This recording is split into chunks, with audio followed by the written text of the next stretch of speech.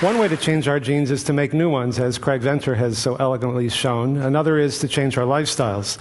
And what we're learning is how powerful and dynamic these changes can be, that you don't have to wait very long to see the benefits. When you eat healthier, manage stress, exercise, and love more, your brain actually gets more blood flow and more oxygen. But more than that, your brain gets measurably bigger. Things that were thought impossible just a few years ago can actually be measured now. This was figured out by Robin Williams a few years before the rest of us.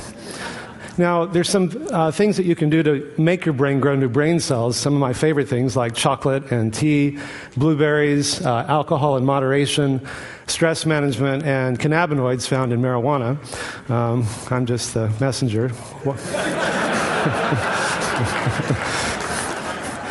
What were we just talking about? And other things that can make it worse. It can cause you to lose brain cells, the usual suspects like saturated fat and sugar, nicotine, opiates, cocaine, too much alcohol, and chronic stress.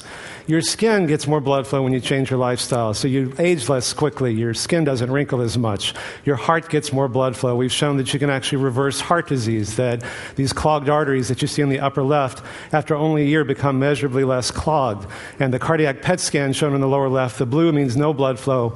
A year later, orange and white is maximal blood flow. We've shown you may be able to stop or reverse the progression of early prostate cancer, by extension, breast cancer, simply by making these changes.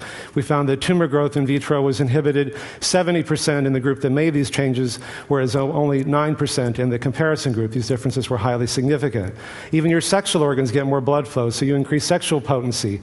One of the most effective anti-smoking ads was done by the Department of Health Services, showing that nicotine, which constricts your arteries, can cause a heart attack or a stroke, but it also causes impotence. Half of guys who smoke are impotent. How sexy is that?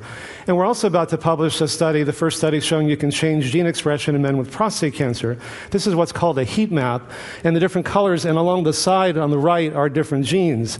And we found that over 500 genes were favorably changed. In effect, turning on the good genes, the disease-preventing genes, turning off the disease-promoting genes.